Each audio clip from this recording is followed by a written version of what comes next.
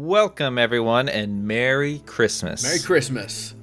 Today, we get to do our Christmas special episode, which only happens once a year. That's right. It's our third annual, Gary. Like, where is the time gone, dude? I actually cannot believe this is our third one. Yeah, the first one we did, we just had our buddy Isaac on. Mm-hmm. Then the next one, we invited some patrons and people from our Discord. Yeah. And this one, we didn't invite any of them. No one was invited. All we did was ask a few bands that are on our Discord if they wanted to get on here and chat a little bit about the holiday, and they were all for it. I think it's an awesome episode, and I'm stoked for people to listen. Same. So let's get in the holiday spirit. Oh boy, here we go. And I mean, if you're driving, you probably can't do this, but get your robe on, turn on the fireplace. What holidays are you celebrating, dude? Get your hot cocoa. What do you mean? Robe, fireplace? What is this? You gotta get comfy. Or, your sweater blanket or your Snuggie or whatever. Chestnuts roasting on an open fire. That's right. All that stuff, right? Hot cocoa. Yes. Cup of coffee. Little eggnog. Yeah, that kind of stuff. You're getting it. And a whole lot of all-consuming podcast. Let's go. All right, so the first band we interviewed is our friends in Unworthy. Yeah. From Southern California. And they have been killing it this year. Absolutely. Releasing a single after single, and we're super excited to see what they got coming up next. Here's our interview with Jordan and Dennis. And so to start off, just so people know who's who and what's going on, how about Jordan? What is your name that I just said, and what is your role in the band? So as Gary mentioned, my name's Jordan Jimenez. Actually, my name's... So my role in the band is mainly music writer and guitar player. I arrange and produce all the songs.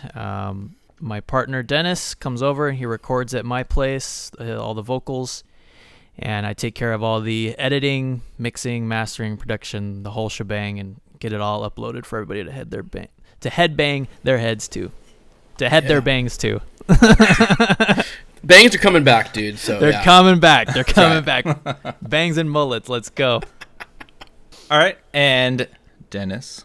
Dennis Woods. I am the vocalist and lyric writer for Unworthy. Well, I write all the lyrics. As Jordan mentioned, he does all the music. So whenever he's got all the music ready, I just come over to his place and we try to crank out the vocals. Nice. So when you guys have guest vocalists, which you've done a few times, this is a off the cuff question. Like, how do you guys do that? Do you just reach out to them on social medias and say, "Yo, we got a spot we want you to do"? It's actually been a different experience each time. The first one was Sean Moran from While We Were Sinners, and he actually hit us up. He's like, "Yo, let me get on a track with you guys." We're like, "Yeah, sure, cool. Let's do it." That was kind of a cool experience.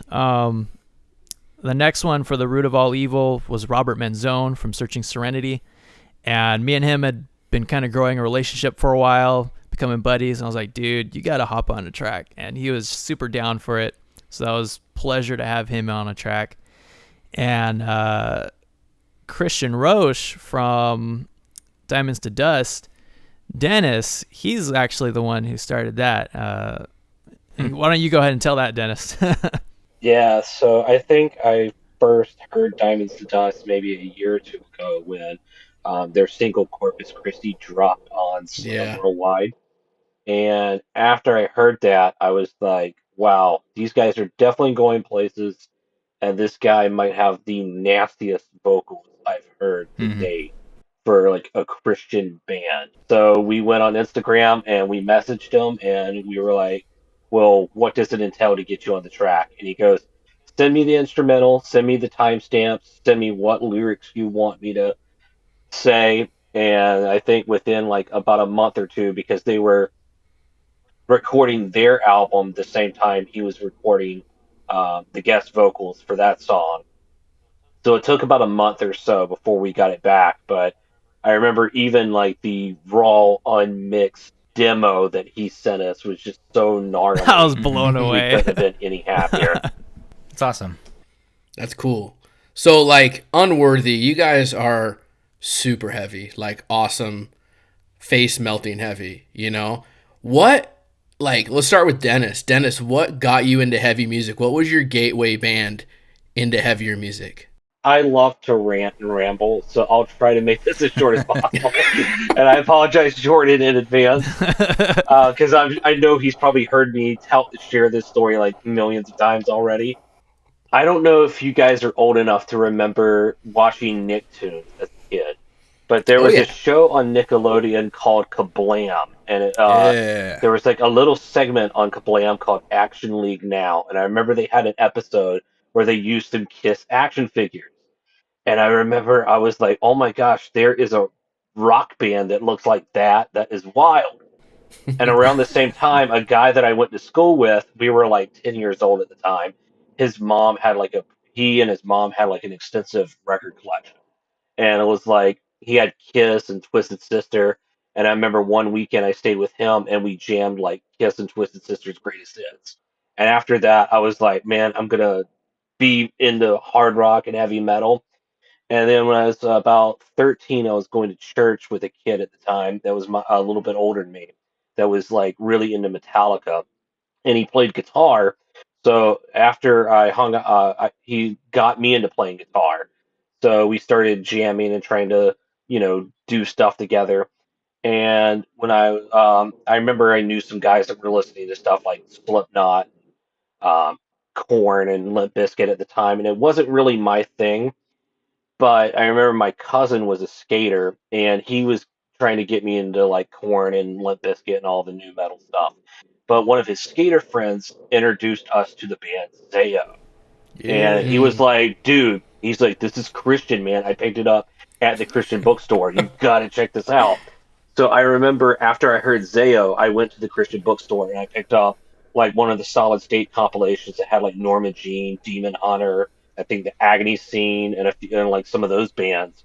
I'd ended up bumping into a guy in our hometown named Richard who played in a band called Through the Eyes of the Dead, and eventually Through the Eyes of the Dead would end up touring with bands like As I Lay Dying, and their records would be sold in Hot Topic and stuff. And I remember he invited me to like a house show, and after that, I got into the local scene, and I really started diving into, bought me a 7 string and started playing like Chugga Chugga Breakdown kind of Mm-hmm. after that. That's cool. How crazy is it how many like people were like converted to heavy music through Christian bookstores? It feels like that is the constant like story, people like, "Oh yeah, I saw this one CD at a Christian bookstore, bought it, and my parents let me have it cuz it was at a Christian bookstore." Or whatever, That's pretty cool, man. Yeah. Sweet. Thanks, Dennis. All right, Jordan, you got 1 minute. No, I'm just kidding. Thanks, Dennis. What about you, man? I've been thinking about this because I've been asked this question a few times, and I've been really trying to dive into the history. Like, I remember maybe like 7 or 8, my dad listened to a lot of music. My dad's a big music junkie, and I think the heaviest thing I had heard around that age was probably Dream Theater. Mm-hmm. My dad's a big Dream Theater fan, and he would always watch live DVDs. He was all about live DVDs. But by the time I got to the age where I was like allowed to have my own music and like listen to music, I was listening to like Skillet, Under Oath. I was like that total like homeschool Christian kid. Youth group music. Yeah, youth group music. Skillet, Collide is the heaviest thing that ever existed. No bash on Skillet, no bash on Skillet. Yeah. But I just remember like that was like, this is it. This is so heavy. And then one day my buddy was listening to something. I was like, what are you listening to? He's like, dude, check this out. And he popped an earbud in my ear, and it was 94 Hours by As I Lay Dying. Oh, yeah. That's awesome, man. And I was just blown away. I was like, this is the dopest thing I have ever heard in my life. And I remember going home the next morning, because it was like for a friend's like sleepover. So it was a bunch of guys. And the next day I was like, Dad, you got to look up this band As I Lay Dying. And we watched like every music video in existence in a sitting. And I remember being like, I want to know how to play guitar like that. Yeah. And so he showed me, he's like, this is what they tune to. have at it, you know. And then I just started learning As I Lay Dying songs and started getting carried away with all the metal. That's awesome. Your dad's cool with screaming and harsh vocals and all that? Oh, yeah. I always send him stuff. It's funny because my dad's a worship leader, and he would be like, hey, buddy, send me a song to send to the worship team to trick them. Say, like, hey, guys, listen to this song. We're going to do this on Sunday. So I would send him Nailed Dead Risen from Impending Doom. Yeah. So he'd send that out to the vocalist. He'd be like, okay, I want you to learn these harmonies. So they put it on, and it's Nailed Dead Risen. Like, bro, that's so intense. Dude, that's awesome. I think you sent the wrong link. Yeah. He loves all that stuff. He listened to me. I don't have a CD player anymore, but my dad listens to CDs in his car. So, like, whenever I buy CDs, I'll give it to him, and he'll jam it on his car. He's got, like, Phineas in his car and stuff like that. So he loves it. Cool. That's awesome, man. So I think with that, we will transition to the holiday topic. Hold on. Let me light up my Grinch necklace. Oh, look at that. You like that? I'm going to have a seizure over here. There. my wife, I was like, yo, I'm doing this and Christmas thing, you know? And she's like, well, do you need any props? I'm like, props? What? She's like, yeah, take this Max horn, Max from the Grinch, and a little Grinch necklace. So I'm not going to wear it because I feel really weird now, but you know, I just had to show up as we're transitioning to holiday stuff, you know? Thanks. Bling, I'm going to remember let this. It ring. You know, the Grinch is now considered public domain, and there's like a Grinch slasher film coming out. Dude, I saw that. That's crazy. What? It's the dude from Terrifier that's playing the Grinch, so that makes it even better. Oh my gosh. I'm really curious now. But yes, holiday season. Thanks, Tyler. Gotcha, dude. Don't worry, man. I'll ask Dennis first. What is your favorite holiday tradition, whether it's from a kid or what you do now? Or I'm a bit of a movie nerd, so it's probably binging all of my favorite holidays. Which are? Home Alone 1 and 2. I lumped those into like one film together. So I watched those on Thanksgiving actually already. So I need to still watch Christmas Vacation. I haven't watched that yet this season. And Muppets Christmas Carol. Like, I watch that all the time too. Dude, my daughter, for the first time, like, we showed her Home Alone 1 and 2 over Thanksgiving. And, like, she's, like, I guess, like, super into physical comedy. When the wet bandits get absolutely destroyed, like, should be killed multiple times, you know? Like, she is just knee slapping, loving it. Like, dude, you gotta show her some Looney Tunes. Right, exactly. Like, she's into it now. She gets it. She thinks people getting hit with bricks. Objectively, though, like, that scene in Home Alone 2 where they're chucking bricks, or what's the kid's name? Yeah, Kevin. Yeah, Kevin. Yeah. Oh, when so Marv gets hit in the face with that brick in Home Alone 2. That now, the older I get, it actually makes me cringe now because I'm like, dude, he would have been dead. Gone. For the first brick. Gone. He died 10 times over in that scene. Yes. Oh man, that's cool. That's funny. So Jordan, what's your favorite Christmas holiday tradition? I feel so boring. Like, I'm not sure if, like, I even have, like, a set tradition that I do every year. But I would say, honestly, just, like, the thing I look forward to most, like, around Christmas time is just, like, spending time with my family. Mm-hmm. I'm big on quality time with people I love. Just having that time during the holiday season, there's just something extra magical about it, you know? Yeah. Do you get a good chunk of time off from work and stuff? Nowadays, I do, yeah. Like, I usually request off the last 2 weeks of the year. I've got next week, and then I got 2 weeks off, so I'm looking forward to that. Dude, nice. same boat. Like, December 19th, I'm done until, like, January 3rd. Yep, same here. And so, it'll be fun. It's just stress-free holiday time, you know? So I'll drive down to California and hang out? Yeah, dude. Come feature on a song, Gary. What's the weather like down there? I think it was like 62 today. Oh man. We got snow everywhere up here. Oh, jeez. So let's continue with this. Jordan, you guys brought us a song, right? You and Dennis each brought a song, your favorite Christmas song. Let's start with Jordan. What song did you bring us to spread holiday cheer? What is it, dude? Dude, This is the song I look forward to listening to every Christmas, and it's metal. It is Becoming the Archetype's Holy Night. It's everything you wanted in a Christmas metal song. It's like Tim Burton meets metal. Yeah. It's so eerie the way it starts, and then it picks up, and then just like the shredding guitars and the breakdowns. It's so good, dude. Yeah, I like playing that like in the car with people that have no idea what they're about to hear. Because it starts off with like a choir and very traditional and mellow and peaceful, and the choir is like very soft and gentle. And then all of a sudden you get chuggy guitars and a guitar lead that punches through everything, and the choir goes away, and you can just tell people are gonna be like, "What are we listening to? What song just came on?" But dude, that breakdown when it kicks in is so good. I love it. See, with me, it's this weird cycle. Every time I hear for the first time a Becoming the Archetype song, right? It starts off and I'm like, dude, I hate this.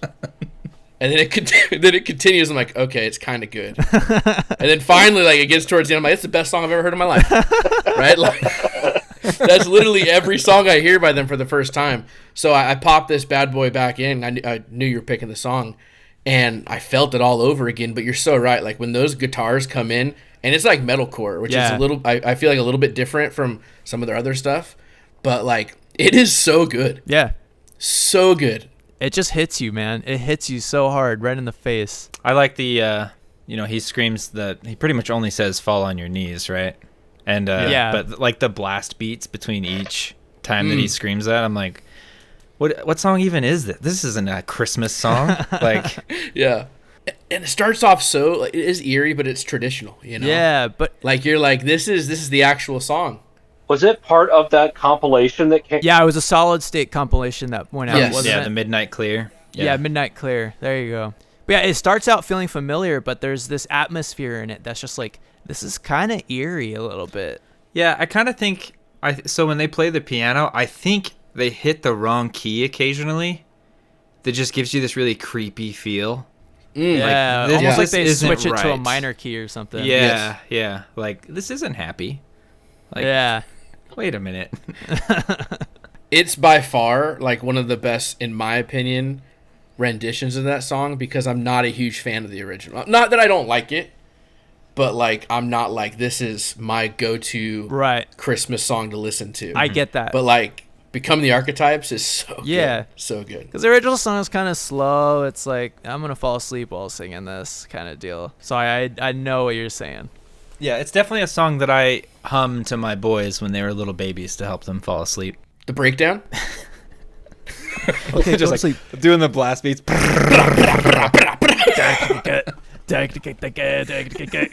on their backs. Why are you not sleeping? Okay, here comes the guitar lead. Babe, can you come put them down? They're not going to sleep. Nothing works. That is a record for like mouth noises. That has to be the time limit record on this podcast ever, dude. It's never been over like 2 seconds.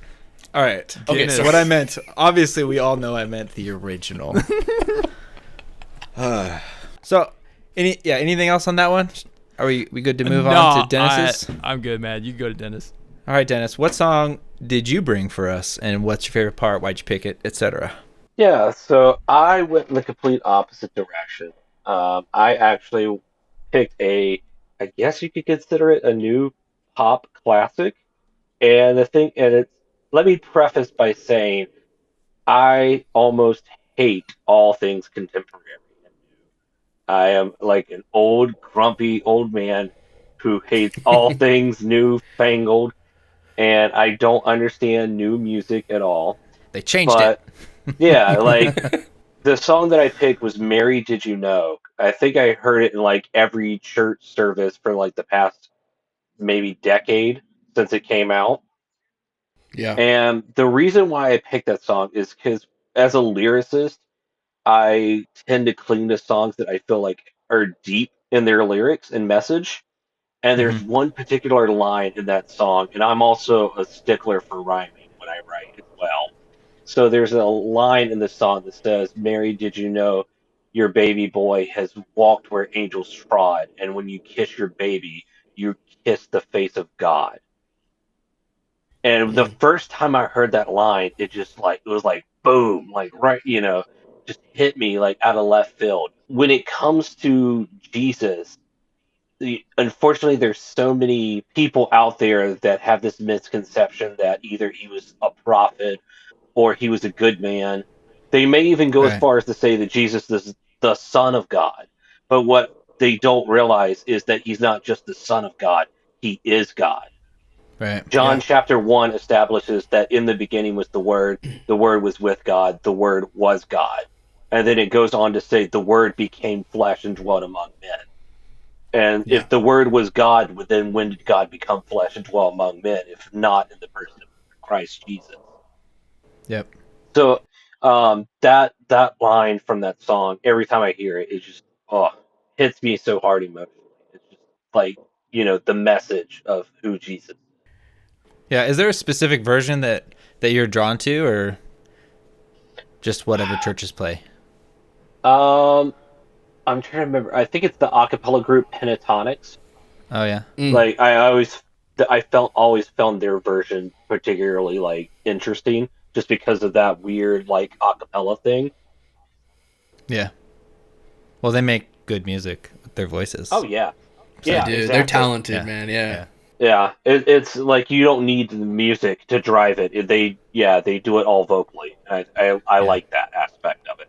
yeah. I did a little bit of a deep dive on the song because I have been that person that's like, well, yeah, she knew. An angel came and said that he will be the king and descendant from David and yada yada. But anyway, so I did a deep dive. I'm like, okay, how old is this song? Where did it come from? Whatever.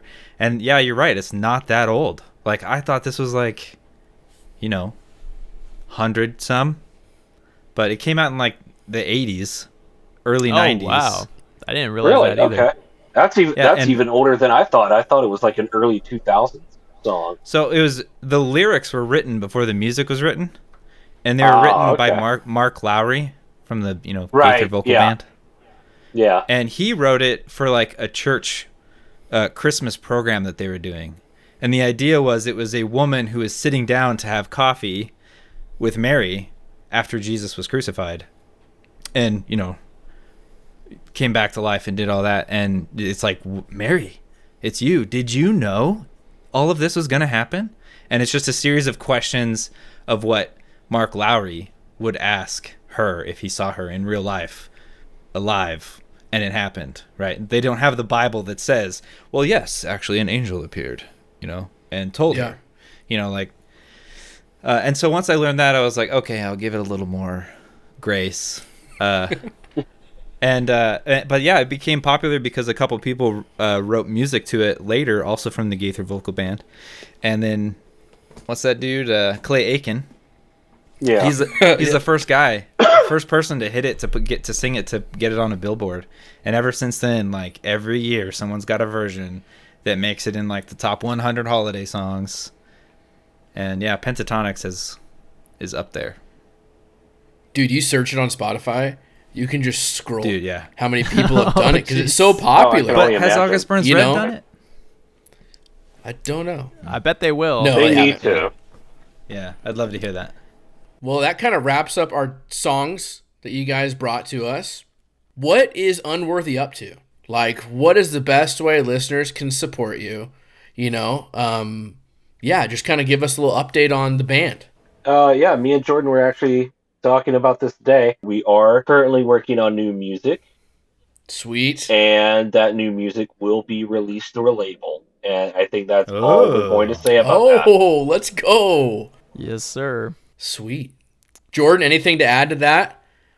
Man, just stoked. Just having to keep everything on the down low, but I have been telling people there will definitely be physical releases, and that is why. So, just working on a lot of music for this next year, man. We got a lot of really exciting things coming up. That's sweet. So- So what's the best way that like our listeners can support you guys? Like, is Spotify the best way? Like following you guys on social media, Yeah, buy your dude. stuff. For one, we have a link tree. So whatever social media you go to us on, whether it's Instagram at UnworthyHXC, or you find us on Facebook or TikTok, we have in our page our link tree, and you can find everywhere we're located there. So you can listen to us anywhere you listen to music: Amazon, Pandora, Spotify, YouTube. Apple Music, anywhere. I personally am a stickler for Spotify, so if you follow us on Spotify, that's great. I think a lot of promotional reasons for bands, Spotify does the best for them. So if you listen to us on Spotify, that's probably the best way to help us out. I think that's awesome. Really, really love what you guys are doing. Keep putting out bangers. We're so excited for what you guys are going to do. And hopefully New Year brings some awesome music like you guys hinted towards. Heck Yeah, Tyler man. and I were just talking yesterday. Like, if you guys would put your singles that you've already released to like an EP or even like a full length to fill it out, it would be like on par with a lot of like what's already out there with like Face Down. Yeah, labeled stuff. Yeah, labeled for sure. stuff. Thanks, like, man. Especially from like Absolutely. early 2010s when like that was like our main jam is anything that came out, you know? Right. Like, you guys are like on par with like that hardcore, deathcore level. Dude, thank you so much. And one of the reasons why we did that singles this year was, for one, because of myself doing all the production. I needed more time to learn to get better. And so with each single gave me about 3 months to learn more in production, mixing and mastering. And I feel like I've gotten better with each release. So we have talked about possibly re-releasing those on some kind of like compilation or something. But I think I would still take those and I would remix them. I would get them to a better sitting quality, because they're great songs. I love them. But hearing them back now, I'm like, oh, I could do way better now. Yeah. Yeah, I mean, War of Ages did it. You know, Yeah, there they you got go. signed. Yeah, They- that's right. They did. yeah. A lot of bands do that. Even Phineas did it. Yep. So Well, yeah, so thanks for coming on, guys. Merry Christmas. Yeah, absolutely. yeah, thank Merry you. Christmas, guys. Thank you so much for having us on. It was a pleasure. All right, Merry Christmas. Merry Christmas, guys. Man, those guys are awesome. I am so excited for the new music they're going to release and them doing it on a label. Like, that's so sick. Yeah. And thinking about like what they were saying about favorite movies, like, do you, Gary, have a favorite Christmas movie? Do I, Gary? I mean, I have a lot of Christmas movies that we watch. But I think my favorites are the ones that like my son likes the most too, because I don't know, you find more joy in a movie that your whole family likes, kind of thing. Right. But my favorite is probably Jim Carrey's The Grinch. See, I knew you were going to say that. Even though it's not that Christmassy, you know? What? I mean, it's about Christmas and stuff, but it's not like, it's not about giving. It's not about like being with your loved ones. Well, like, it's more like the opposite of those things. It's about taking and. But the moral is like, At the end, maybe Christmas isn't about gifts. maybe it means it's about a little bit more. Dude, okay. So I checked this out recently. The IMDb, like their rating of Jim Carrey's It's The not good, Grinch, is it? I don't even want to look. I don't like, trust it. It's like 6 out of 10. Is that like the people or the critics? I think critics, and the people score was higher. Yeah. The audience score, whatever. But yeah, the critic score is low, and I never realized that because like when I was a kid and I saw it, I loved it, Same. and like Yep. just like immediately. But some people watched it and were like, "This sucks." Yeah, that'd be. I think my dad doesn't like it. I watched it so much as a kid. So are we just like attached to movies like that because the nostalgia, or is there actually something like for me? Like I watch it and like some of the lines in The Grinch, Jim Carrey's version, are like so quotable, and Yeah, like every absolutely. Christmas I say it. Yep. That's it. I'm not going. What does he say? What does he say when he puts the mistletoe? He says, "Pucker up, Whoville," or something like Pucker that. up and kiss it, Whoville.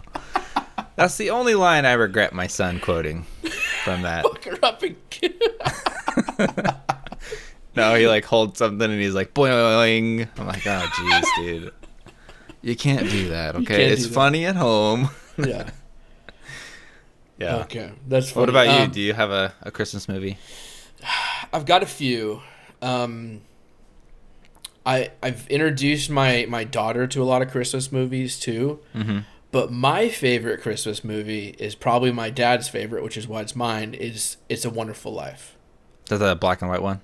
Old school. Yeah. My dad watches that every year. Yep. Yeah, we got to watch it every year. And it's become like super awesome in our family. Like we just like all watch it together, which is really cool. But I don't know if like it's the same thing. Like, do I love it a lot because I have good memories as a child watching it, or is it really good? You know what I mean? Yeah. And maybe Die Hard is actually my favorite Christmas movie because that is objectively a really good movie. Not a really good Christmas movie. Oh, okay. It is. It is a Christmas movie. Yeah. We were on that page. We had this argument. The very first Christmas episode, I did not agree, and now I do agree. Oh, wow. Yeah. I've changed my ways, Gary. That's great. So how about our next interview? What do we got? So coming up next is Undertaking. The Undertaking with an exclamation mark. That's right. They made us say that. They did not let us forget that, Gary. That's right. Gotta say their name correctly. So yeah, these guys are also from Southern California, and we talk to them, both of them, on our Discord pretty often. They're pretty active on there, and they send us teasers and let us know about merch and give the Discord like discount coupons and stuff. Like, they're really great guys. Able to see them a few times live. Yeah, so this interview is with Austin, their vocalist, and Johnny, one of their guitarists. Yeah. All right. Tyler and I are here with two fellas from The Undertaking. And so we're going to jump right into our questions that we have for them. Question number one, what is your name and what is your role in the band? First off, you didn't say our name with enough gusto. Sorry. And The Undertaking. There we go. There it is. There it is. Hey, I'm Austin from The Undertaking, and I am the vocalist. Specifically, I'm not the singer because I just yell into a microphone, and that's what I do. And the other fellow with us. My name is Johnny. I am also in The Undertaking with the exclamation point, and I play guitar in the band. Okay, guys. So The Undertaking, exclamation point. You guys are like super fun, like chaotic rock, heavy. Like, what got you guys in to heavy music? What was like your gateway band? Let's start with Johnny. Johnny, what's your gateway band to heavy music? That is a very good question. My gateway band to heavy music was a band called Beloved. They usually, I think, write their name Beloved with US in parentheses because I think there's another band called Beloved. But my friend showed me them, and I immediately fell in love with how they combined melodic singing with crazy heavy guitars and screaming. And I was like, what is this? How do I find more of this? So that was my gateway drug. I love that their singer is their frontman and their drummer was their screamer. You know, because of that, a few years later, Under Oath was like the reverse, and I felt like tons of bands were copying. The drummer clean sings, and they got a front guy screaming their head off. Totally. But, yeah, Beloved's awesome. That's cool. So, self-proclaimed screaming into a microphone guy, Austin here. Like, what inspired you? What was your gateway into heavy music? Being from San Diego, Johnny will roll his eyes at this, but it was always POD. Dude. Because they were like, you know, back in the day when I was like a younger kid, which I've talked on a couple podcasts about this, like it was always POD, NIV, Dogwood, and some of those guys who were all local, like they'd play at like the local church just like down the street from my house. Like they don't have shows there anymore, but my sister would go to these punk rock shows, and then they would come back and start talking about like, oh yeah, we saw POD, and as a young kid, you try to track that down. So I ended up getting Fundamental Elements of Southtown at like a Christian bookstore one time, and just kind of fell in love with that. And then the other one for us was As I Lay Dying, from San Diego as well. So I mean, just as like a young junior high schooler, we were going to POD shows, As I Lay Dying shows, and then it kind of, you know, it went down the rabbit trail of all the bands that would come through, because you're just like, oh, I can't get enough of this stuff. And you're just, I mean, I miss those days of just being the early 2000s, and you'd have to go to shows to find new bands. You'd have to go to like the warehouse or the different music stores to just like buy random CDs, and every once in a while you'd get something that was terrible. Anyways, you're like, is the cover art cool? yeah, that meant so much. And so that was it, like POD, and then some of those bands were super influential for me. And obviously that's not even hardcore, but that was definitely the gateway, because I was definitely like a MTV pop kid before that. So I think we'll segue to the actual holiday part, since it's Christmas time, and I guess I'll start with Johnny. What is your favorite holiday tradition, whether it's growing up or today or whatever? So every year, me and my wife, I think, gosh, it might have been like 10 years ago, Starbucks was selling these advent calendar things that it's like has magnetic tins that has each day of the month on there. And I think it came with chocolates or something like that. But we ended up keeping the tins just for decoration. And then when we had kids, we decided that, when Advent would roll around, or when Christmas would roll around, we would put little notes inside the tins. And so like, today was go see the Christmas lights. So in the morning, the kids get up and they get all excited about it. And they're like, let's see what's in the tin. And sometimes it's like have hot chocolate with mom and dad or something simple. But tonight was let's go out, and we went around the neighborhood and saw lights and stuff. So that's a fun tradition that gets them excited and then gets us excited because we're doing like family stuff together. That's really cool. I like that. That is awesome, man. I'm stealing it. Cool... It's mine now. Yeah, steal it. All right, so what about you, Austin? Do you have any favorite holiday traditions? Yeah, what's funny about it is it's actually a new one, is with young kids. We, at the beginning, when we first had babies, we would split Christmas between like 5 different households. I'm exaggerating, but it was just chaos, because you're just like jumping around to all these different houses, and then by the end of the day, nobody's having fun. And so totally, man. So we doubled down, and probably 5 years ago or so, we just took Christmas morning to just be our families. And so, with an 8-year-old, a 6-year-old, and a 2-year-old now, like our Christmas morning is like a little bit sacred.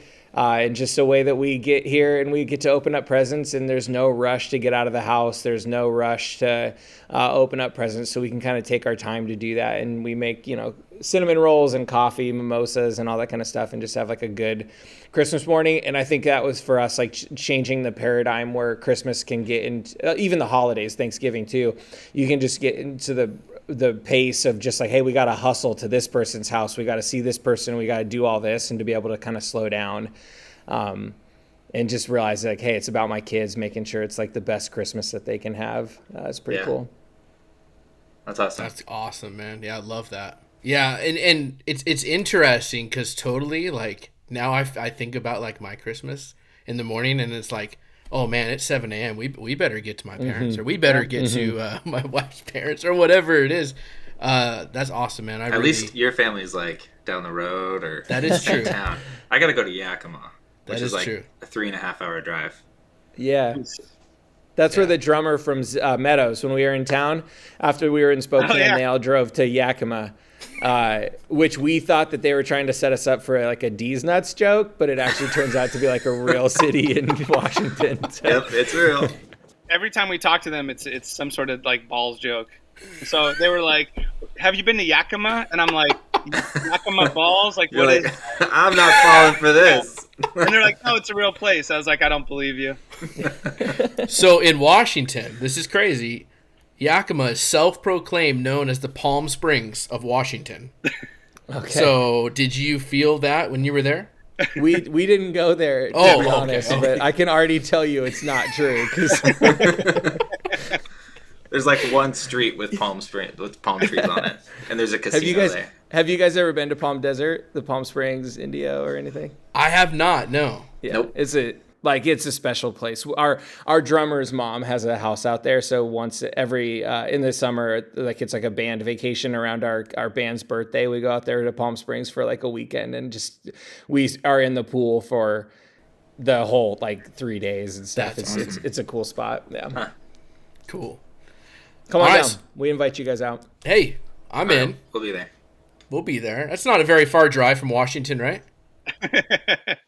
Okay, let's jump into this right now. Let's start with Austin, okay? So we asked you guys to pick your favorite Christmas song, to talk about your favorite part, what you love about it, okay? So Austin, what did you bring for us today? I brought you guys God Rest You Merry Gentlemen by Mannheim Steamroller, which, I mean, like if you're not familiar with Mannheim Steamroller, like definitely enjoy that because it's wonderful. And I was thinking about it because I was going to propose like a more traditional song. And so I had like Christmas Waltz by She and Him, which is one of my favorite modern Christmas albums, all the stuff that they've been doing. And it's just like a romantic song that kind of highlights the romanticism of Christmas.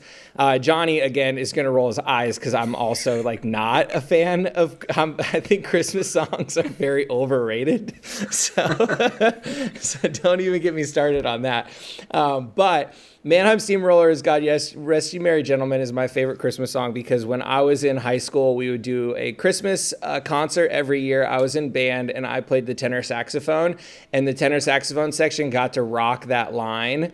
And that was just like the one time that we were actually highlighted in the band. And so we owned it. And then if you listen to the song, like after the intro, like the beat kicks in and it's like, oh yeah, this is a bop. Dude, that beat reminds me of like Journey. Cause it's like this 80s, he's going crazy on the keys, like Yep. Yeah. So I've never heard of Mannheim Steamroller.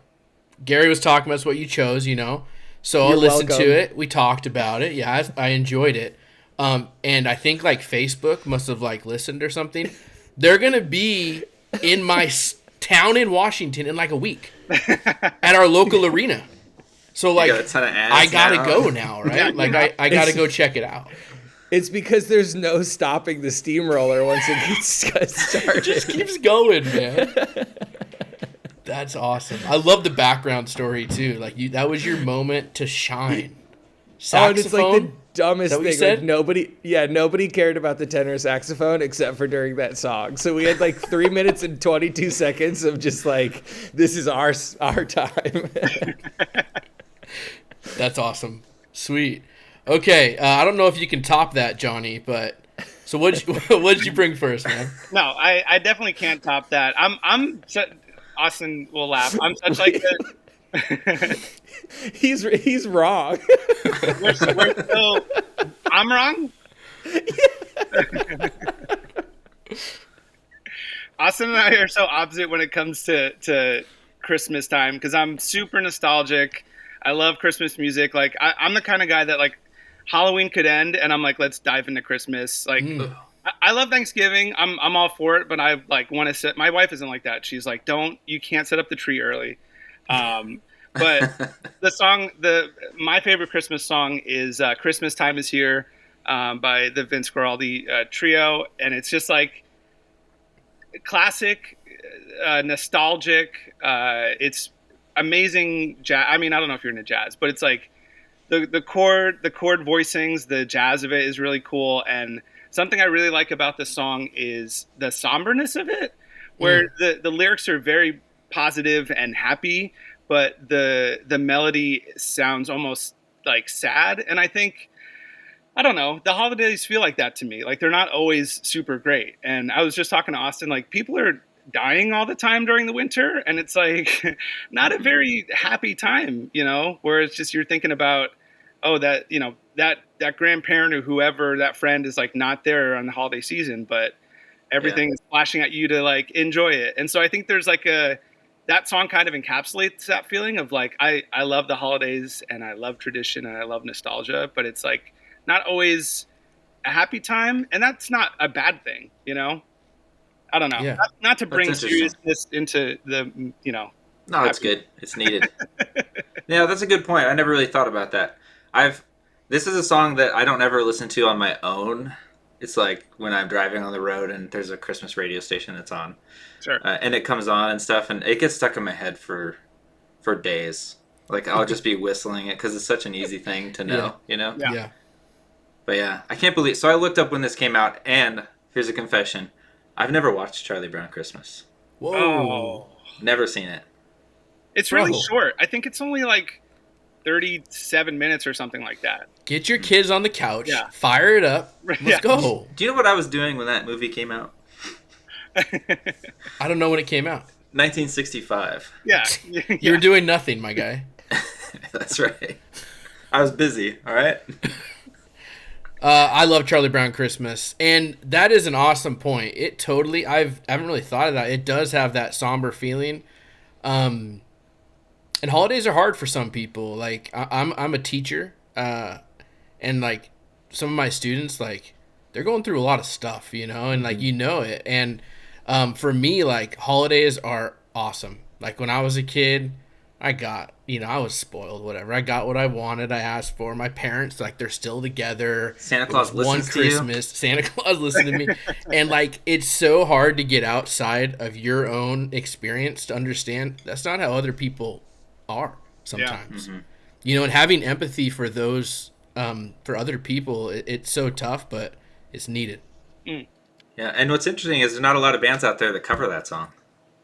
Yeah, I feel like the only one that I'm sure there's a bunch, but the only one that I know of is the band Gatsby's American Dream. I don't know if you know them. They were around for like a hot second, but they had a cover on like a compilation of like, I think it was like Punk Goes Christmas maybe. It's like Fueled by Ramen, I think was the label that did it. But they have one but that's like the only one that I know of. Yeah, of my musical background, the only band that I know of is Project 86. They did a cover of that? Yeah, it's really gothic and creepy. I guess it fits with the tone, huh? And then Mariah Carey did it too. There's that. So. Oh, if Mariah Carey did it, I better listen because she's the queen of Christmas. That's right up your alley. Yeah.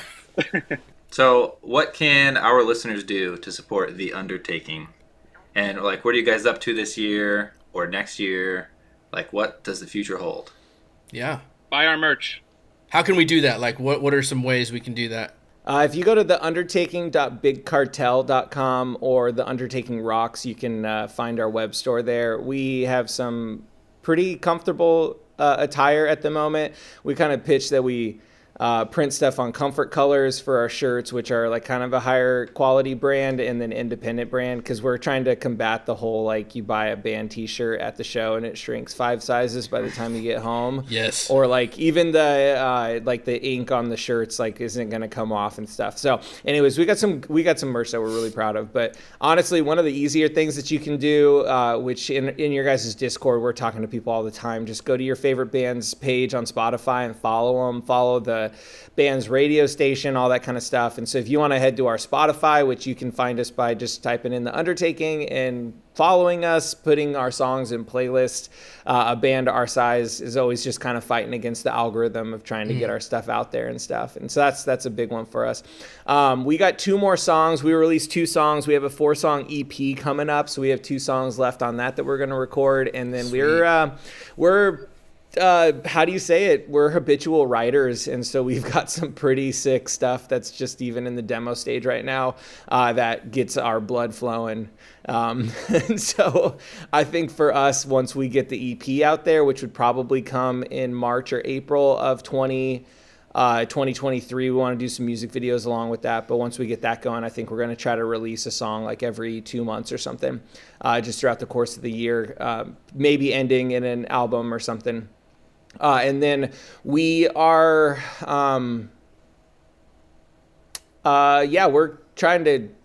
we're probably going to the East Coast in April. So I was like, there's no reason to be coy about that because nobody cares. But we're like insanely, well, you hear some people being like, I don't know if I can talk about this. But yeah, we're planning an East Coast run that's going to go to like New York and Philadelphia. Wow, cool.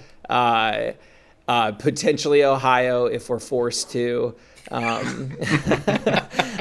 honestly, that's like a huge bucket list for us. Being in San Diego, we're so far away from so many other cities. And we have some avenues which we're going to explore out there. And West Coast shows are tough. I mean, San Jose, California, a lot of stuff on over here. They're not great shows, and we hear good things about the East Coast. So we're like freaking absolutely amazingly pumped to go to the other side of the country. It'll be a good time. Yeah. That's awesome. And you guys, like, your music is so fun. And I was like so bummed, like I didn't get to see you guys in Spokane when Gary got to see you. But like, and I guess I'm speaking for Gary, he's like, man, like they were so awesome live. Like just so energetic, and like that super bummed me out. So hopefully sometime like in the future I'll get that opportunity to see you guys, because that would be so dope. We'll be back in Spokane probably the second or third week of October in 2023. So we just have like a standing time with Fall Star that we'll do a West Coast run. So cool. We'll be back up there. All right. We'll try to We'll be back at the Big Dipper with Ryan because he's the best. Like Spokane always treats us well, so we'll keep coming back. Yeah. Dude, and on your merch thing, so yesterday Gary was wearing one of your guys' shirts, and the logo, like how you guys made it like happen, is so sick. Like, explain it, Gary. The metal logo? It's like that death metal. Yeah, I got that camo-ish or tie-dye green with the black Undertaking. Yeah, it looks super awesome. And it's comfortable, and it fits me. And I wear it like all the time. They're very cozy. Yeah. I mean, not to like tote our own merch, but I mean, I'm wearing an you're wearing one right now. Yeah. So, seeing you guys live was tons of fun. It was my second time seeing you. I saw you in like the summer at the same place, and it was freaking hot. But yeah, you guys put on a great show, and you're always a ton of fun. And I'm always smiling, like in between songs, and like when you guys are messing around, especially you, Austin, with the other bands while they're playing, or you jump in and do a part of their song. Like I always catch myself smiling. I'm like, stop doing that. You're at a metal show. Yeah.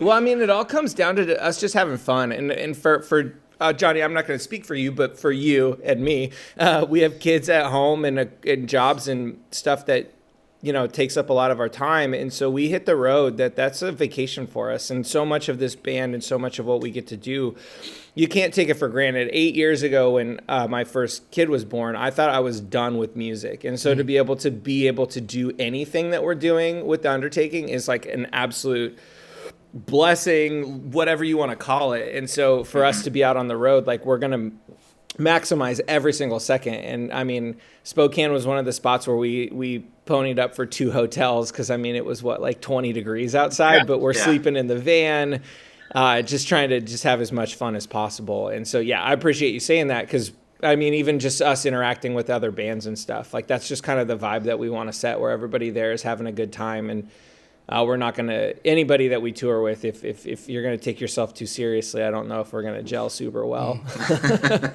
Well, and we think about that too with people that are coming out to shows. Like you've taken the night off, like away from your family, or if you're coming with your spouse, you like got a sitter, and it's like, we want to entertain you and we want you to have a good time too and a good experience. And so like, I don't know, we don't take it too lightly, but we want to have fun and we want everyone to have a good time. So it's important to us. Yeah.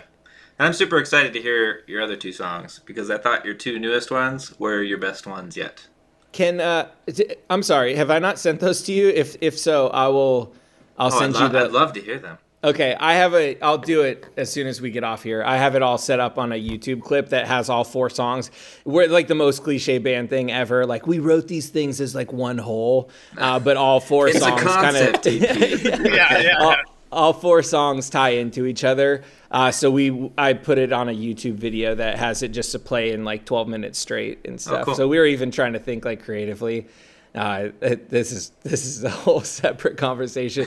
We're trying to figure out if like we like don't even put it on Spotify, but the only way that you can get our EP is if you buy like USB drives from us, and it's just one WAV file that you have to listen to. Just upload it on Spotify as one track. I know. Yeah, just different ways to get creative with that. Like the only way to listen to the EP is to buy a cassette tape, but joke's on us because nobody has cassette players anymore. And nobody knows who we are, so they're just like, I'm not going to go through the trouble. Like that's That's funny. Yeah, I'll send that to you guys as soon as we're done. We're stoked on them. They sound great, and we're really happy with the songs. And Gary, like that's not lost on us that you say they're our best songs because I think we also feel that way. That's cool. Well, we really appreciate you guys taking time coming on the podcast. Like I said, we enjoy your music. We love you guys. You guys are awesome. So we really appreciate it, and Merry Christmas to you guys. Merry Christmas. Merry Christmas. Thanks, guys. Those guys are hilarious. Every time we interact with the Undertaking, I feel like it's an awesome experience.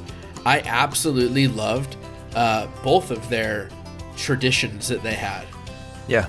Are you really going to take Johnny's and make it your own? So while we were editing this, I went and told my wife, and I was like, hey, this is what Johnny does. And she was like, oh my gosh, I love that. And I'm like, we're doing it. I took it. It's ours. So next year, now. Yeah, we just got to find some kind of a tin or some kind of thing where they can open it. But Jen was like, how do you come up with 25 things to do? Like, have duplicates. Right. Or like plant it the night before. Like, ooh, we can't look at Christmas lights tomorrow. We have plans. Like, maybe tomorrow will be baked cookies, Or yes. like give Dad a hug. Put more of those in Almost there. like an advent calendar of things to do, right? Yeah. And you've strategically put the days open. Yeah, because you don't want it to be like decorate the Christmas tree and it's December 24th. Like, Oops. well, we have to wait. Yeah, it just seems like a really cool idea to spend more time intentionally with your family during the holidays. Yeah, and it gets the kids excited, Advent's always fun. When it's chocolate, it's super fun. But when you open it and it's empty, it's like, why am I doing this? Dude, some of those advent calendars, like when I was younger, you get that nasty little piece of chocolate. You know what I'm talking about? Yeah, like just the traditional, like super flat ones, and you open it, little baby piece of chocolate that tastes like cardboard. And like, yeah, it's like the worst. I would always do that. There better be caramel in this when I bite into this. Was there ever? No.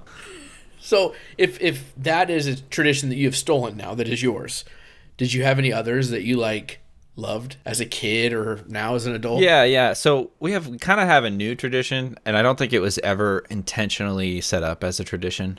Or like, we got to do this every year. It's just been happening since we had kids. Yeah. But, when we had kids, a lot of our college friends started having kids. Yeah. So what's been happening is one of our friends, I don't know how he got it. I think his wife found a Santa Claus costume at like Goodwill. Yeah. And it was his size. And so she's like, we have to do this. And, it's Grant. So he's pretty tall. He's fit. He's not like a holly jolly guy, but he dresses up as Santa. He comes over with his family. They have 3 boys right now. Other friends come over, like maybe 2 other families, sometimes 3. And so our house is just packed. Like about 30 people, like 27 people, counting little kids and adults. And it's packed. It gets hot. We got to make like, the kind of food that can feed an army and be okay with a big mess. But anyway, so they all come over and we kind of do a thing. Sometimes we decorate ornaments for the kids. There's like a little activity or whatever while Grant goes into the garage and puts on a Santa Claus costume. Yeah. And the kids that haven't noticed, like, where'd Grant go? Where's Grant? And then, Santa Claus is at the front door. And this year, I think it was his oldest son. He's like, where's Dad? And his mom's like, oh, he's holding the sleigh for Santa. I was like, don't say that. Like, the kids are going to be like, I want to see. Yeah. So the costume is good enough to... Yeah, so the oldest kid is 5? Maybe 6-year-old? Yeah, there's a 6-year-old in there. Do you know that it's Grant? Or does it, like, kind of throw you off and you think it might be Santa? I scream, like the elf. I'm like, oh my God, Santa! I feel like it's awesome. Like, more power to Grant to do that. But he took the mantle of Santa Claus young, right? like 30, or whatever year old Santa. Like, yeah, dude, it's got a beard. It's the kind with the big glasses, Okay. He's got a big old hat, and the kids are always like, why are you so skinny? He's like, I gotta bulk up right before Christmas, and he's like, this is how I am all summer long. But so it's pretty fun.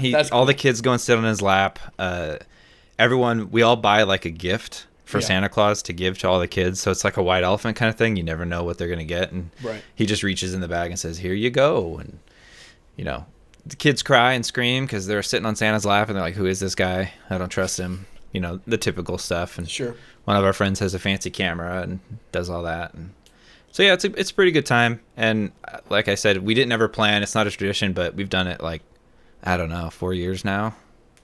Ever since the kids started noticing. But that's cool. This year, Grant made a mistake. He came back in And he like, was walking behind, like backwards. He's like, "Bye, Santa, bye." Shuts the door. And The kids ran out there? Henry's like, my oldest son, points at his feet. He's like, "Why do you have the same shoes as Santa?" Oh, boy. And Grant's like, "Santa's got good taste." Okay. So we're like, yeah, next year is going to be really rough because I think a lot of the kids are already skeptical. Right. Eventually, you're going to know that your dad, Like, Yeah. Oh. So what about you? Do you have a tradition? Got a few awesome ones. Like, ever since I was a little kid, Christmas Eve, we would go to my grandparents, and now we go to my parents, and we have French dip sandwiches. It's like a thing we do. Huh. Christmas French dip. Yeah. And we're not even French, but it's like roast beef, sandwich with that. You dip it, and get it all soggy. And it's like a thing we do, and our family's over there, and we eat and drink and hang out, and it's a really cool time. And my memories, like on Christmas Eve, just like the anticipation for Christmas Day, I think, is more of a joy, like super exciting memory than Christmas Day opening presents. Like, that weight of like what's gonna happen tomorrow. Not being able to sleep. Yeah, So I just have so many fond memories of Christmas Eve, and so that's for me like my biggest. I always look forward to. I can't wait this year, and we've switched. Like, my parents were like sticklers. Like, there's no presents being opened on Christmas Eve ever. Like, you can't touch one. That's Christmas Day. Don't even think about it. My wife's family, you pick whatever one you want. That's yours. You open it. There's. It could be anybody's. No. I want mom's. No, This looks like a new car. I think I'll. Like, there's times where like you unwrap an Xbox game and you have to be smart because you're getting an Xbox. Like. Yeah, we totally did that. I remember my parents like, "Okay, you can open one," and we did it one year and. Open the wrong thing. It was an Xbox, like the original Xbox, Yeah. And I'm like, "What?" And my mom's like, "What? You don't have an Xbox?" And I was like, "No." And she's like, "Oh, we should have got you the other console." She like played it off. Yeah. Feet. Yeah. Yeah. And that happens, you just got to, I guess, roll with it if it does. But like my wife's family, they do it, and like my wife is like, "We should do it." And so we still do the French dip and do that stuff with my family on Christmas Eve. But we also open a Christmas present, like our kids get to. Yeah. So it's pretty cool, kind of mixture of both of our favorite like traditions. That's cool. Yeah. Yeah, we did it last year. We'll probably do it again. One present on Christmas Eve, but it's like planned.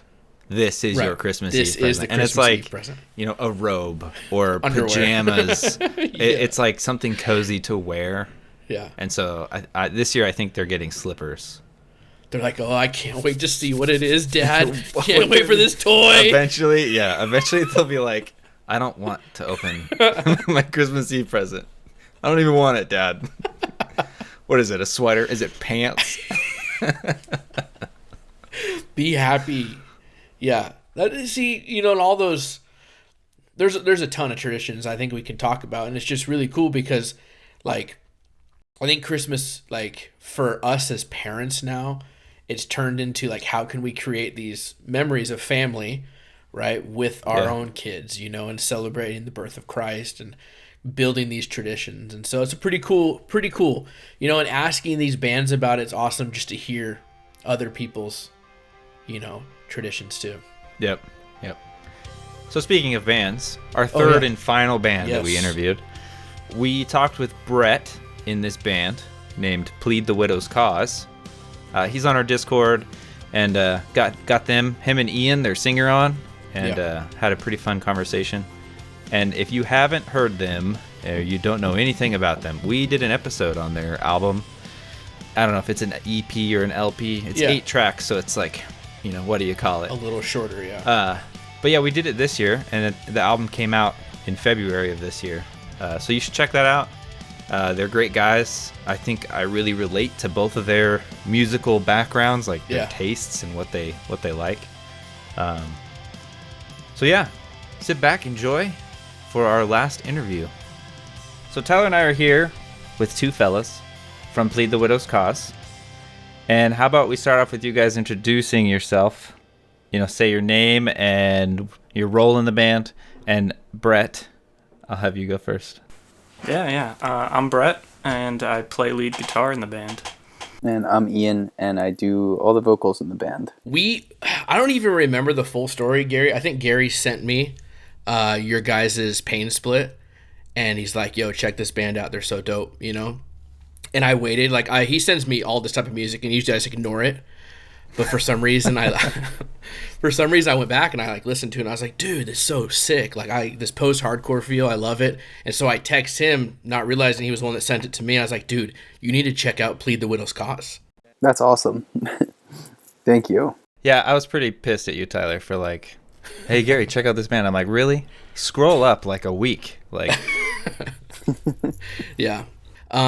So what got you, Brett, into heavier music? What was your gateway band into the scene? I would say Stretch Armstrong was probably my gateway band. So when I grew up, probably middle school, I got into Reliant K and all the Christian pop punk and rock bands, and I was on a website, and it was looking for more bands in those styles, and they're like, if you like punk, you'll like Stretch Armstrong. And I was like, okay.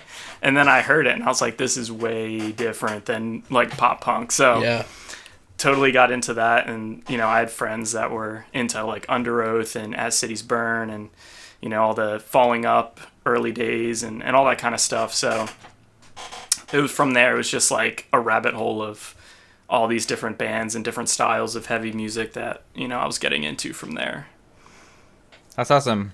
I can kind of tell the influence in your past with your band. Oh, thank you. I didn't write any of the songs on Pain Split, but I well, you fit in good. Yeah, but our bass player Dan he takes a lot of influence from bands like Stretch Armstrong and Strong Arm and all the old school Christian hardcore bands. All the names with arm and stretching and strength. Dude, that's gotta be a first, right? Stretch Armstrong being even talked about on the podcast, which is awesome because they're such a cool band, and super influential to a lot of people. That's awesome. Yeah, cool, man. All right, Ian, same question for you. What was your gateway to where now you're screaming into the mic? Right? So, Flyleaf, actually. Dude, yeah. That was the biggest eye-opening as a young kid. I didn't know humans could make that noise, and let alone girls. Yeah. Well, that's what super impressed me. I was like, whoa, maybe that's just maybe it's just a girl thing. Guys can definitely do that as well. But hearing that was crazy, and then from there, me and my friends at church, we started looking deeper into Christian bands and stuff. And one of my friends had this it's a DVD with a bunch of different music videos on it. It's a Christian he has a Christian DVD with a bunch of music videos, and there was an Under Oath song on there, Desperate Times, Desperate Measures. Oh, yeah. And I was like, oh, you can just scream a whole song? This is crazy. That's allowed? Yeah. So from there, like Brett, I just got deeper into it. I bought An Ocean Between Us by As I Lay Dying, Pressure the Hinges by Haste the Day. And then we just kept, getting involved deeper and deeper into heavy music. That's sweet. That's my childhood right there. Yeah. Yeah, I think a lot of people had the same one, especially kids who grew up in the church too. Everyone's like, oh yeah, I remember all these. Yeah, we got to rebel. We can't listen to worship music. What's the closest we can get? Yeah, who's screaming for Jesus? Dude, that's crazy. I remember Gary, I've seen those too, those compilations of music videos. Yeah. I remember Gary showing me a Solid State one, and August Burns Red Composure was on. There's a C-Spot Rock. Yeah. Dude, that's sweet. That's pretty sweet. Now you'll never find those. You just go on YouTube and type in whatever band, right? Right, yeah. It's crazy how it just has changed. Yeah, it's definitely a relic of, that time. It's strange to think that oh yeah, we want to put your music video on a DVD with a bunch of other bands. That sounds so strange now, but it was really cool back then. Yeah, first time I heard Under Oath was on MTV. Right? Their music they played on Headbangers Ball, Writing on the Walls. And that was the first time I heard Under Oath and was like, oh my gosh, this is awesome. So I think we'll transition from metal to, the holiday season, since it is that time of year. And starting with Brett, do you have a favorite holiday tradition, whether from when you were a kid or nowadays or whatever? Yeah, so probably, when I was a kid, we're right outside of Philadelphia here in Jersey, so my family would always ride the train over the bridge into Philly and go see like all the Christmas displays that were in the city and the different, city hall and everything like that. Nowadays, we also did it when I was a kid, but we just drive around and look at Christmas lights, different houses and displays. So that's probably one of my favorite traditions. Yeah, we do that. Like, my wife will check Facebook for all the hot spots in the city to go look at those lights that are set up to like music and stuff. So you like tune your radio to it and you get to watch the crazy light show and stuff. And we do that a couple times a year. But that's pretty fun. Brett, do you go all out like with your decorations or what? Not yet. I actually I had to buy a bunch of lights this year because when I went to go put them up in my yard, a bunch were like out. Oh yeah. and I had like tested them beforehand too. I had gone in my house and like plugged them in, made sure they turned on. But when I put them outside, they didn't want to work. So dude, same thing. I put mine up right before all the snow and freezing weather. I'm the smartest guy on the street. Put them all up and they all look great for like 2 days. It gets really cold and the middle strand turns off. And I'm like, so I either have to rip off half the house or this half of the house just to get to this middle strand. And I'm like, yeah, whatever. That's what it is this year. I have a bald spot. You haven't changed it? No. Bro, what are your kids going to think, man? They're in bed by the time they turn on. I don't think they care. They just see tons of lights and go, ooh, that's cool. So, yeah. Ian, how about you? Do you have a tradition that you do nowadays when you're a kid, etc.? Well, there's this guy in my town who he always puts up this, this little light show. And it would take up like half a street and then it kind of works its way into this little area of my town where there's no roads. And, people come from all over to come and see it. And it's one dude who sets it all up too. He starts at right after Halloween, he starts setting this up right until December. And there's just a bunch of like vintage Christmas decorations that, they're real dated now. Like if you look at them, you're like, oh, that's a little freaky looking. But that was something we did a lot as kids. Was that, the Christmas Eve service at church. I remember lighting candles and like that was always, something that stuck with me. But as far as actual like traditions go, not really anything too crazy. There's never anything that we have to do, Heartbroken because you missed it kind of thing. Yeah, nothing really ruining the holidays if it doesn't happen, Dude, candles Christmas Eve service is also one of my favorite things.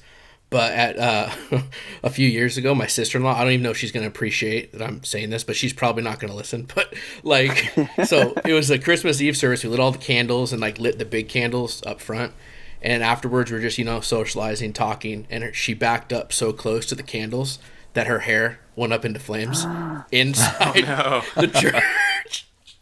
And she's like, that's it. That's a sign I can never go to a church again. This is God telling me I can't be here. Obviously, she was exaggerating, but it was wild. And ever since then, whenever we light candles, we're like, no one can be close to us. You double check. Oh, straight out of a movie, man. It was wild. How unfortunate. Oh yeah. Was she okay? Yeah, she was. We got it out, before it got to her scalp. So. Okay. You make it sound like she lost a ton of hair. No, it wasn't too much. It wasn't too much. But yeah, it did smell in the sanctuary, pretty bad afterwards. But Shall we move to the next question then? Oh, I got you. So, talked about holiday traditions. You guys have brought us the perfect Christmas songs. So we'll start with Brett. Your favorite song that you've brought for us to talk about on the podcast, what is it? It is "Oh Holy Night." Such a good Christmas song, and I feel like it's timeless. It's one of those songs that's a Christmas song but also a worship song at the same time. which I really, really like about it. It's very theologically deep, and the lyrics are very powerful. Just the way it presents the gospel through, each verse, and then, you have the end where they're saying like his power and glory evermore proclaim. It's just like looking forward to, Christ's eternal reign and his return. So yeah, I just, the lyrics in that song are just so good. Yeah. Very epic. So I think I'm going to have to ask you to try and like hit that "Oh Night Divine" part. Try to get there. Can you do it? Oh man, I don't know. That's a really really whenever we're singing it, like you try. You yeah. It's like diva. Yeah, it's like really high. Yeah. You hear the people try to do it at church or wherever you're at, you're like, oh my gosh. Or the people that like don't go for the high note, they just like go up and like, oh holy night. They just go like back down again. They just don't like, because it's not everyone can hit that. I go low. You stay in a low register, you're good all the way throughout. Someone's got to sing the bass, dude. Yeah. Right? Somebody's got to do it. Yeah, for sure. Yeah, I'm a big fan of that song. I feel like it's a song that there's so many like renditions of it out there, and there's so many different ways to do it. Bands. I think a common thing is to keep it like very somber and very holy, if that's a good description of it. But I do like when some bands go a little nuts on it. So like my favorite version lately has been from Hangnail. Oh. You guys know Hangnail? I know them. I don't know if I've heard that one though. Oh, so they had a Christmas EP come out like 2 years ago now. And they did the song, and it has John Warren on it. Oh, and if you don't know who, Reliant K and Ace Troubleshooter. Yeah. And so they're on there together. It's pretty fun. It's a poppy punk version of the song, but that's cool. I'll have to check. It's cool to hear that song in a punk way instead of like in a worshipy way. There's a band that called Ivory Line, and they did a cover of that song. Oh yeah, I love that cover. It's like it still feels Christmassy, but there's they're a rockin' band, and he hits the note too, and it's he's crazy. hot. Yeah, he can hit it. Yeah, he's up there. I love that. He probably band. sings that high the whole song. Right? Yeah. Dude, Ivory Line. I haven't heard that band in a while, man. That's awesome. Throwback. Tyler, do you have a favorite version of that song? Probably Becoming the Archetype. I just completely heavy. Starts off kind of somber, but then just gets nasty. So I really enjoy that version. Yeah. Well, thanks, Brett. Ian, what song did you bring for us, dude? So my favorite one is O Come Emmanuel. Killer. Yeah, I like that song. That's a good one. Do you have like a favorite version of it? Any band or? Yeah, I don't really know. I mean, this is, weird because there's no lyrics in the version that I really like to listen to. I mean, I love, I think the lyrics are awesome. Yeah. So August Burns Red is your favorite version?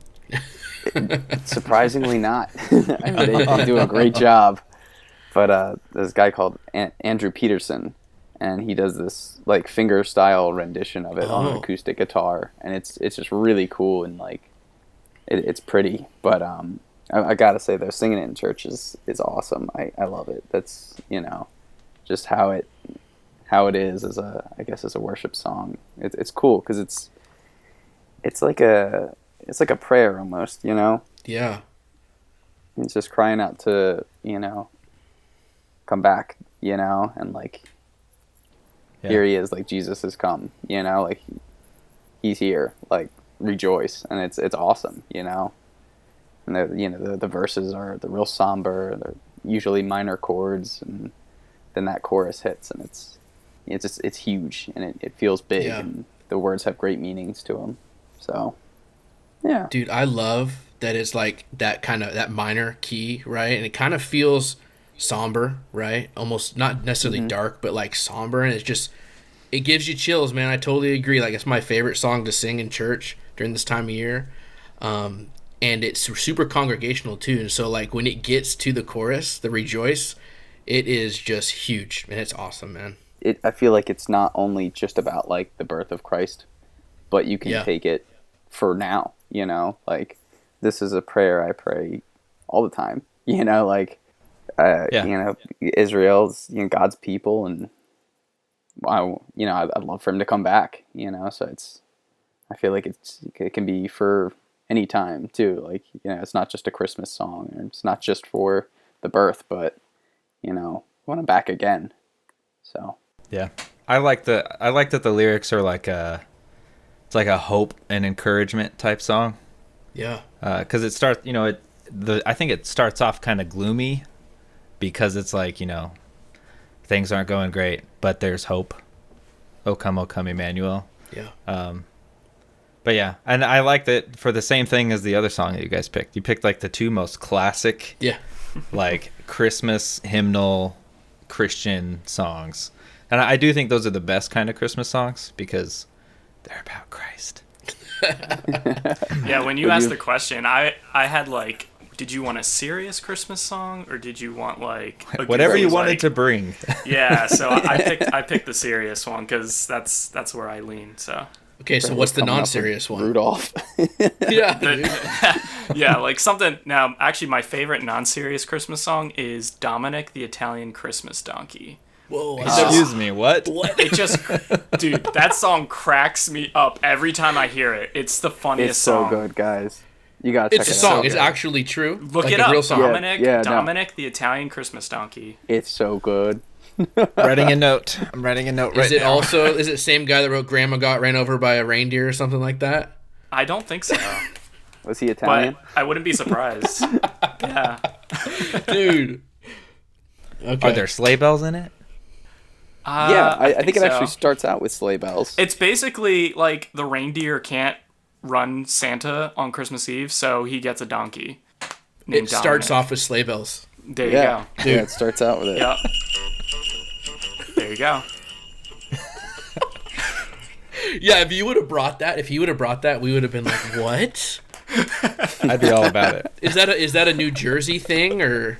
No, that's like I heard that on the radio when I was like younger, and I just cracked up laughing because it was so funny, and I was just like, "This is hilarious." Maybe it is a New Jersey thing because I don't know. Might be. Or like an East I've Coaster always known thing? about it too. Yeah, it could be.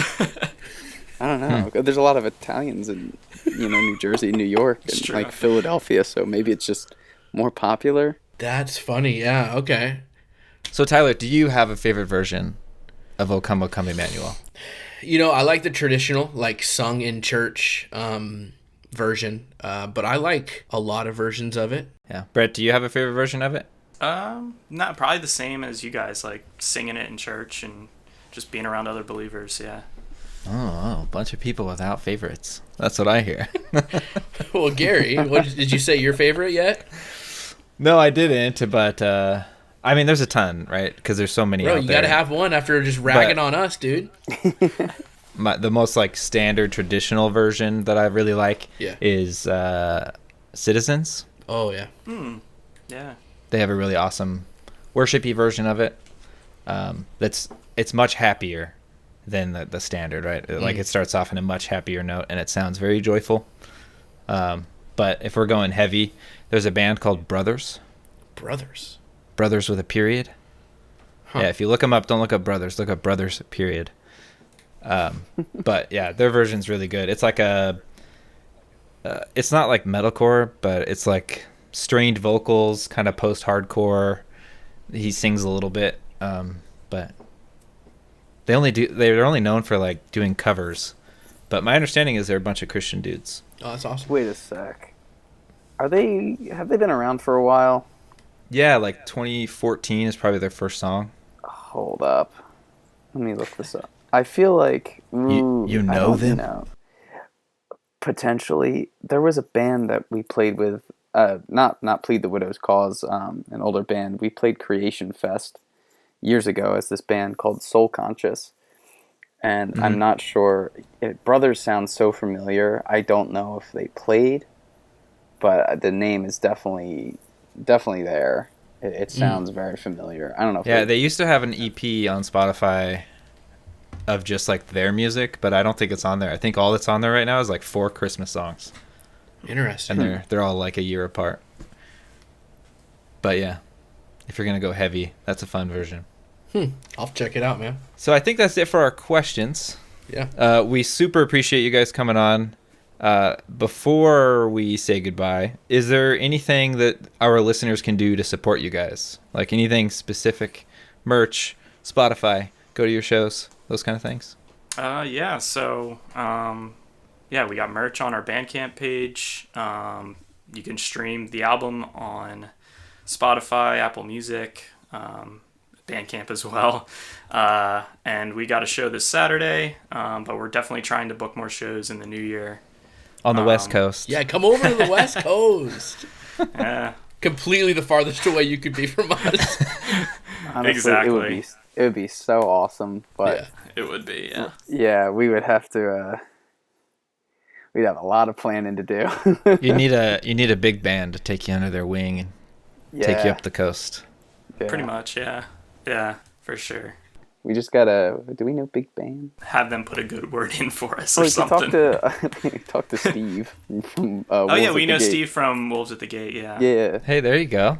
yeah. That's awesome. He's an elder at my church. Oh, what? Yeah, That's cool. yeah. We gotta. I gotta bug him. Like, hey. Other than that, we are writing a lot of new music. No plans for any recording or anything, but we've got a ton of songs in the works, and we're really excited to continue to work on those. Sweet. And then, I think we'll have another, we've done a bunch of compilations we've been on this year for different people, but there's another one coming up in the new year that's pretty exciting, it'd be a physical release, so, yeah. Nice. Oh, the vinyl thing. Yeah, it's going to be a vinyl compilation with a bunch of Christian hardcore bands. So, Cool. Yeah, we're excited for that. That's awesome. Who's doing that? Is that through a label or something? Yeah, it's a new label, Resuscitation Records. I think he's based out of LA, but he reached out to us and we got a song on there, and he's got a bunch of other really solid bands on there. So it's going to be cool. a cool thing. Yeah. That sounds awesome. Yeah, I mean, so we've already said, but Tyler and I totally love your guys' album. Yeah. It's totally surprised that it came out this year because it feels like it was forever ago. Yeah. But we played it like all summer, and we decided to do an episode on it earlier this year just to listen to it and talk about all the songs. But yeah, we totally appreciate you guys, and we love your music. Yeah. Thank you so much. Thank you. For sure. It felt to me like, too, just to like encourage you guys. It was like refreshing. It just felt new, but like you could still like identify it with like post-hardcore stuff from like, the earlier 2000s, and it was refreshing. So keep doing what you're doing, and it's awesome, man. We love it so much. Sweet. Yep. Well, yeah, that's pretty much all I know how to write at this point. So. Oh, that's He great. does a really good job of it. Hey, that's awesome, man. Yeah. It's a lot of just people with the same. And, same but like slightly different musical backgrounds, all just putting our heads together. Yeah. So it's cool. There's a lot more. I want to say there's more hands in this album now. The one that we're working on currently. Like there's going to be a bit more of everybody, putting participation in. Cool. Sweet. I'm excited. It'll be fun. I'm excited. That's right. So everyone out there has to do themselves a favor. Listen to Plead the Widow's Cause, and be excited for new stuff to come. We're super stoked, guys. Yeah. Yep. Awesome. So thanks for coming on. Merry Christmas. Merry Christmas. Yeah, Merry Christmas, you guys. All right, I guess that wraps up our Christmas special episode. Yes. So thank you everyone for listening, and a big thanks to our patrons who supported us throughout this year. Absolutely. If you guys want to follow us on Instagram or join our Discord server, it's a great way to stay up to date on the goings-ons, what we're doing, what we're planning. Yeah. And, I don't know, get to know us and other people better. So I'm going to pass it to Tyler because he has something to share. Yeah, so we have kind of a tough announcement, and it really just hit home when we were talking to Johnny from The Undertaking about how Christmas isn't the happiest time for everybody. Sometimes tragic things happen, and it hit so close to home because this year, Gary and I and the podcast, we lost tragically one of our friends, Isaac Cleveland, who actually was on our first Christmas episode. Huge fan of the podcast, supporter, and friend to a ton of people in the heavy music community. And so it's so tragic and it's tough, and it was all of a sudden came out of nowhere. And so he's leaving behind a wife and 2 young kids, and obviously they're absolutely devastated. So what we're going to do, we're going to link in the bio of this episode the GoFundMe that was set up for their family. And so if you feel led at all to donate to help a family in need this holiday season, that would be just awesome. One thing about Isaac that I'll say forever is that one thing he did for so many people, which is why he made such a big influence on people, is that he made everyone feel important, and he loved Jesus more than anyone I think I even know. Mm-hmm. So if you feel led in any way to support, that would be just awesome. We thank you for that. Yep, and if you can't find that GoFundMe link, just message us anywhere. We can get it to you. Absolutely. But with that, I guess that's a wrap of the year. That's it. 2022. We look forward to next year and all the things we're going to do. And we wish you all a Merry Christmas. Merry Christmas. And a Happy New Year. That's right.